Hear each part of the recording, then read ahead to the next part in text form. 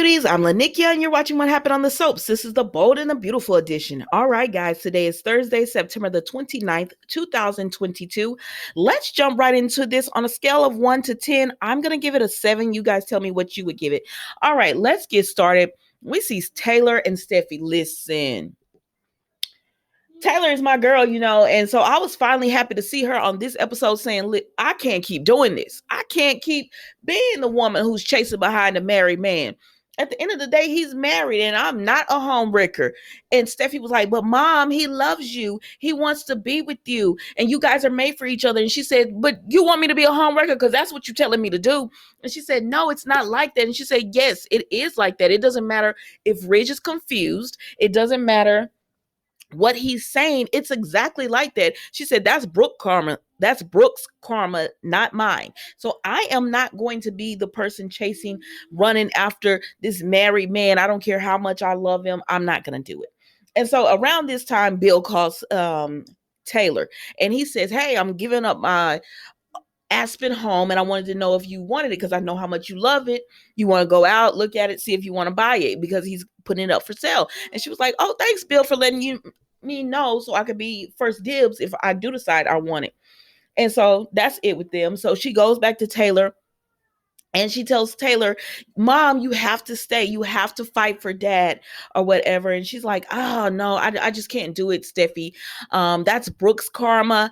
I'm going to let Brooke's karma is your dad being in love with 2 women. I don't want that. And Steffy says, he's going to leave Brooke. She said, well, Brooke's going to mess up. He's going to leave her. She said, I am not a consolation prize. I said, I know that's right. I'm not, oh, well, I'm mad over here at Brooke, so I'm just going to come to you, Taylor. But honestly, that's exactly what it is. He gets mad at Brooke about something she does, and then he runs to Taylor and falls in her arms, kisses her. But they say Brooke is supposed to see them in the bed together, but I don't know. And so I feel Taylor. And so I was like, yes, have a backbone, have some standards, have some morals, and tell this man, no, Brooke should do it too, and leave Ridge out in the cold. But Taylor says, I just need a break. I'm about to go away for a little bit. And Steffy was like, mom, no. And she said, not forever. I just need a few little vacation, a long stay somewhere. I just need to go away. And so Taylor said, well, if you want to do that, let's go to Aspen. Because she said, Bill just told me about he's putting his home up and I could go stay there or whatever. I'll come with you and the whole family can come. Taylor was like, Steffy, you have Finn, you have the kids, you have work. And she said, it's not that big of a deal, mom. Let's go. And so I was like, yes, I'm happy they're doing this. They're moving this story along. But then I started thinking, but are they moving it along? Because then we go here to, I meant to put him in the back. My bad. We go to Brooke, Ridge, and Thomas. And Ridge is on the phone with Brooke, and he's asking her, did she call CPS? And Thomas, she did it, Dad. You shut your ass up, because Thomas is unstable. And I've been telling y'all that he is unstable, and he is doing this, and they were going to set him up where he was going to be he was going back to old Thomas, and that he didn't need complete custody of Douglas. But y'all told me, I said that they needed to transition him to Thomas, because that's when Thomas wasn't showing signs of being unstable. But I also told y'all I was concerned because nobody is acting like it's a big deal that he didn't tell about Sheila and Brooke, that he knew she drank that champagne, and he knew that Sheila set her up and he never told. But y'all told me that did not qualify him as being unable to raise his son. Y'all told me that fathers need to be with their sons, that little boys need to be with their dads. And I told you all that children need to be with stable adults. Thomas is unstable. Anyways, child, I ain't got all those subject. But Brooke and Ridge are talking, and she's like, I could see why you would ask me that, but Ridge, I did not call CPS on Thomas. I did not do that. And he was like, I'm sorry, I just had to ask because you've been saying that, you didn't trust Thomas and everything. She said, no, I understand, but I didn't do it. So then he gets off the phone with Brooke and Thomas, Dad, you believe that? And he said, hey, wait a minute now. That's my wife. Don't talk about her too hard. And he was like, she said she didn't do it, so I believe her. Now, what you need to do is we need to direct this anger towards the person who did this to us. And then conveniently, Thomas remembers, oh, remember Walter? I think he works for CPS now. Let's make a phone call to him and then get the recording to see who reported the incident, because I think they record those calls. I said, shut the front door. Shut the front door. Y'all are not about to tell me that Thomas did not do this. So, anyways, they call Walter. And Thomas is all like, thank you, Dad, for believing me. And he says, of course I believe you. You need to, Douglas needs to be with you. You're a great father. But anyways, Walter comes over. And when Walter comes over, they chit chat. And then they say, Walter, we need your help because there was a CPS case filed on Thomas or whatever. And he says, okay, but I don't understand why y'all need my help. And they say, we need to know who made the phone call. And he says, what? I can't do that. I could lose my license. I could lose my livelihood. This is how I take care of my family. And they said, we wouldn't let anything happen to you, which I guess they're going to float him a few millions. So he'll be okay if he lost his license or whatever. And then he tells them, I don't know, I can't do it. And they said, Walter, think of it as a personal family favor to us, and we would, we would take care of you if anything happens. So he says, y'all promise y'all won't tell? And they were like, yes. And you won't tell the person either, right? And they said, yes, we won't tell, and we won't do anything. We won't tell the person. We won't tell anyone who made the phone call. And he was like, all right.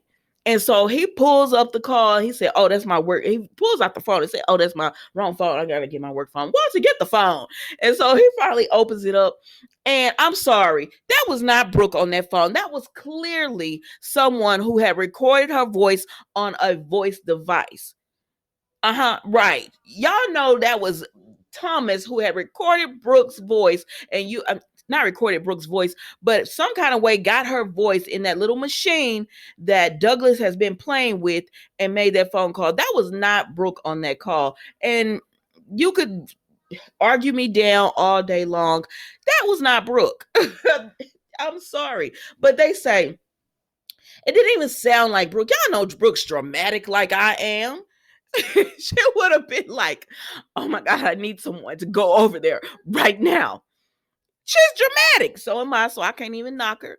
But anyways, it was just too. This is I need to check on Tom Douglas, and this is the address, and then this is the father, and he's carrying a knife, and who's calling Brooke Logan? I mean, because when I call those little devices and machines and stuff, and I talk to a real person, I'm going through explaining the story, and they have to say, ma'am, can we get your name first? Like, they have to stop me. Brooke is just like that. Like, y'all need to stop it. That was not Brooke on that phone. But anyways, Bridge walks away into the foyer. Is it foyer or foyer? Anyways, he walks into that area and he's like, Logan, I said, go and be with Taylor, because you know that's where you're trying to go anyways. So then we see that Brooke is at the house and she's just like confused, and Liam comes in. And he says, what's going on? And she says, nothing, because he's just running his mouth. I like Liam now for some reason, because he's dramatic too. But he's just running his mouth. He said, oh, I thought Hope was still here. Is she at the cabin? And Brooke said, I don't know where Hope went, because her mind is on this phone call with Ridge. And so he said, are you okay? Is everything all right? And she said, I don't really want to talk about it. And he was like, okay, we don't have to talk about it. And then he says, but it seems like something's bothering you. So she finally does tell him that someone called the CPS on Thomas, and Ridge think it was her because of everything that she said. He thought that it was possibly her, and Liam is just like, really? Or whatever. And y'all, that was the bold and the beautiful today. I'm sorry, you're not going to convince me that Brooke made this phone call. I don't think so. Yeah, I'm sorry, I'm reading. I'm sorry. Yeah, you're not going to convince me of that. He definitely made that phone call, and he is just framing Brooke for this because, and this is what I said when Steffi was like, we need to do whatever it takes to get Brooke out. This is not the person you tell that to, because that's exactly what Thomas did. And I know some people say they think Steffi did it. I just don't. Steffi's childish. Like that was childish of her not giving the phone to her dad or whatever.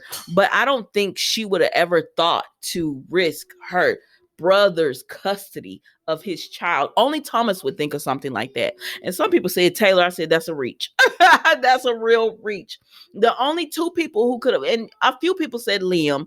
I don't see Liam doing this as well. If he did, I would be shocked. I think it's only two people, Brooke and Thomas. And I don't think Brooke did it. So I think Thomas did it. And this is his way of trying to get Brooke out of their lives, because he already feels like he has custody of Douglas. He's living there. They're calling that his home and everything. So he's not going to lose custody of Douglas because of this or whatever, or everything. But I want to see how this all plays out. And I hope it doesn't take a long time. My gosh, please don't let this take a long time for them to figure out that it was Thomas who set Brooke up. I don't want that. But y'all tell me what you think. The only reason I think it might take a long time is because they said we won't tell the person, we won't say who it was. So if Ridge leaves Brooke, she won't know the reason why. Because I don't think he's gonna tell her, but he might. I hope he does tell her that I know you called CPS, because I have a recording, and Brooke finds out that it was, Thomas who did it, and it doesn't take that long. I hope they settle all this up in a few weeks when they go to Aspen. But anyways, guys, that was the Bold and the Beautiful today. Don't forget to like, subscribe, and comment. And I will see you tomorrow for the final episode of the week of the Bold and the Beautiful. Thank you so much for watching. Goodbye.